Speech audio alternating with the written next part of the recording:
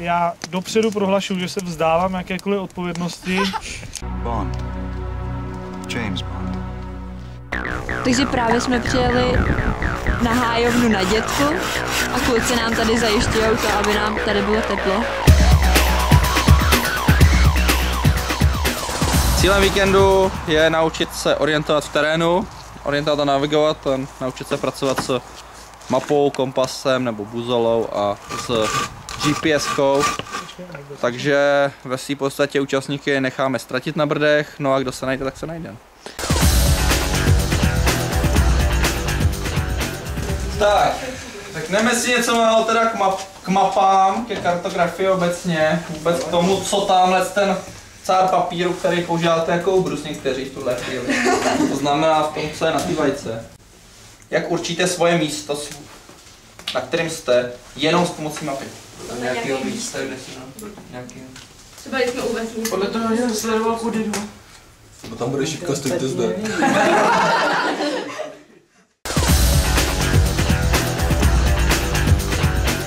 Takže pevně doufám, že ten seznam vybavení, který jsem vám poslal, máte kompletní, včetně čelovek a jídla. Tak vedení expedice už zkouší, jestli fungují orientační přístroje. Dobře, takže jedna skupina bude se mnou, dostanete mapy, něco tady buzoly, orientační a uvidíme, jestli kolik se v nás ztratí po ránu. A po 2 hodinách druhá skupina pojede s klukama dělat GPSky a po 2 hodinách se teda prohodíme. Ano, probíhá nácvik orientace v terénu. Ano, teď probíhá hledání bodů a údajně všechny skupiny a GPSky mají nastavený stejný bod. Nicméně tamhle ta skupina odchází doprava a tamhle ta skupina odchází doleva. Všichni dostali stejný bod zadaný, ale po 3 minutách už zůstali jenom 3 lidi. Ano, zůstali jenom ty nejsilnější. Zbytek zmizel někde v lese. 87 metrů do cíle. 87 metrů do cíle. Tak nakonec jsme se fakt potkali. GPSky nožou. Čeká ve svým podstatě praktická orientace v terénu, to znamená pochod podle kompasu, pochod azimuty, to znamená určování vlastně pochodové osy. Orientace mapy. Prostě máte kompas, máte mapu, zorientujte mi mapu. No. Rozbalit, zorientovat, jo? Rozbalit, zorientovat to. Jo, tady. Ahoj, máte na Dětku? Našli jste se na Dětku? Výbor. Tak, skupina B. Jak vám jde hledání směru? No, jdem za šipkou. Jdete za šipkou. A jdete všichni za stejnou? Jdeme každý za tou svojí. Takhle, velitelé týmu jsou jasně daný, jo? To znamená, je zdokumentujeme. Jak jsem vám včera říkal. Budete velitelé ji posunou o 1 dál.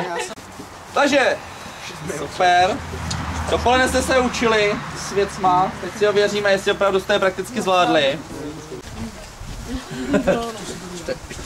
A rozdáme vám zmagnetizovaný buzoly a mapy. A vybitý GPS. Ano, vybitý GPSky. Samozřejmě si nabijete. Tak, ještě krátký interview před odchodem. Jaký máte poslední přání? Vrátit se. My se vrátíme. Co Vašek? Taky se vrátím. Tak já bych chtěl odkázat všechny svůj majetek vlastně svému mentorovi, tady panu Bílému, protože on vlastně zapříčinil to, že jsem umřel, že by měl vlastně se litovat nad těma věcma, který dostane. A teď. Já jsem vás všechny rád. Chci se mít jako 14 leta. Ty máš narozeniny zítra, vi? Takže pozdravuju. Pozdravuješ? Ať si užil zbytek života. No, já si přeju se vrátit. Do půlnoci. To je blbý přání, to nechceme. Dobře. A jak to je teda?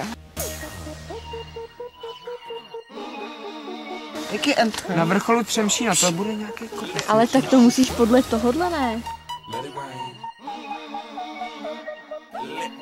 Proč jo? No podle toho? No podle tady toho. No to je 91. To není ono, ale A co je ono? podle mě. A co je teda? Přemšín má to tady, že jo? Tak Ano, teď ho vidím. 49 a 35 minut. Tady je no dobře, ale tam není Třemšín. Ne, tady je. Třemšín je tady. První bod prostě musíme pozornit, nebo Myslím, že dojít do Třemšína. tyhle ty se určitě nevrátí, jak to sleduju. Historicky první problém na naší tak výpravě, a to Nikole se rozvázala tkanička.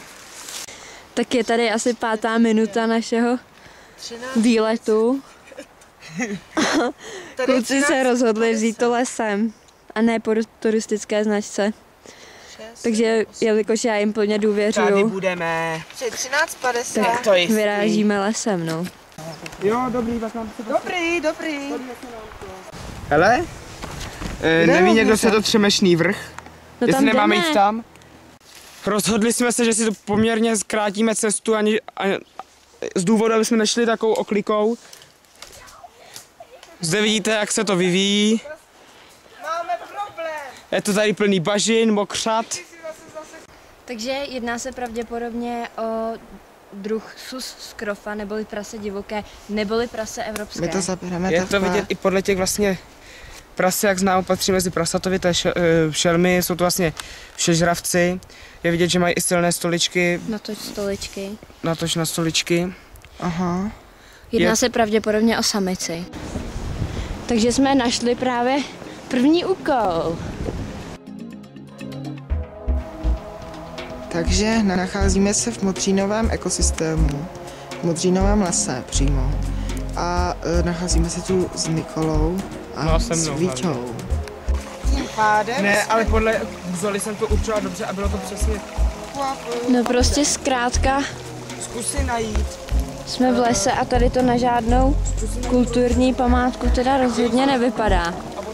Všude jsou jenom stromy a zhruba takovýhle křoví prostě, Ano, památka je zde. Tady jak stojíme, jo. tak to nám moc nevyšlo. Půjdeme na zámek Rozvalov. Odchylka časová je 15 minut, odchylka metrová je 350 metrů. Takže jak vidíte, je to kousek. No, jako to není zase tak strašný na nás. Ještě nám My jsme zbývají, čekali tak 10 to kilometrů. ještě nám zbývají ty nějaký 3 místa, že jo, to je v No, pohodě. do půlnoci to zvládnem, Do kluci. půlnoci je to v pohodě, společnýma silama. Jako když to tak sečtu, tak nemáme Za druhé, mapu. No, za 6 hodin se nám povedlo ztratit akorát tak mapu a najít 2 zastávky. Ondra vůbec nezvedá Bere nám telefony. telefon, je nedostupný. Nedostupný a ta bába teda to říkáme taky štve. A co ještě máme za problémy? Ano, to, že na GPS se nemůžeme najít přímý směr. Ano, Jako- GPSka se zbláznila pravděpodobně. Jo, a ještě já jsem celá mokrá. Já mám A pravdu, to že všichni. jsem mokrá. Takže se schylujeme k poslednímu řešení a to, že najdeme si hájovnu na dětku a na tu se vydáme.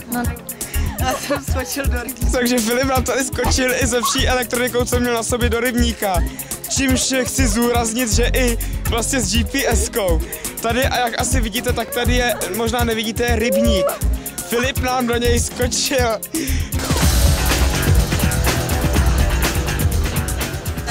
Na to se nezapomene. Tak co? Jak se vám to líbilo? Bylo to monumentální. Monumentální. Ten závěr. Splnilo to vaše představy? No ano, Možná to cíli, no. Překonalo. Já už jsem si, že mě nic nepřekvapí, jak vyšlo, tak asi jo. Je 11:30, ještě nemáme jeden tým, takže jsem zvědavý, jak dopadnou. Ne, ty jste přišli druhý. Ale Adela tady není. Tak je 3:45 se dorazil poslední tým. Nicméně jsem rád, tak když vás tady máme všechny, že akce skončila ještě dnes, že se to nemuselo protáhat do neděle, i když to vyšlo jako jenom o půl hodinky. Ne? Já doufám, že už všichni máte představu o tom, že pohyb v terénu je trošku něco jiného, než jste byli do dneška zvyklí. A že jste si z toho odnesli nějaké zkušenosti. Přestože jste, většina z vás přišli o mapy, polovina z vás si nechala vybít GPSky, některý z vás chodili bez čelovek, některý z vás si nevzali mobily, prosím vás, to jak jsem říkal, jestli nikdo nebude brát mobil, byl vtip. Nějak to shrňte, co vám to dalo, co vám to vzalo? Dvakrát se nám povedlo, že se Buzola slyšela z GPS. A stejně jsme podle toho šli. taky to, jak to bylo. Tam byl vlastně přehub a on tam teda prolejzal, pak už teda říká se na to vykašlu, já to prolezu, já půjdu přímo. My jsme tam teda šli za ním, to jsem si, že jak to tam žbluďkáš, jak jsme vylezli, co se děje. Filip vylez, to je taková voda asi 3 metry ještě od břehu, by ti to bylo po kolena. Filip se byl schopný vyráchat. Tak tam ještě vylez, tam. A ještě plával čubičku. Ještě plával čubičku pod vodou, celý úplně turbulence, že spadl do rybníka, to jsem začal svět tak tuleň tam na to, já jsem tam vyhazoval věci, toč to. To bylo její první, toč to.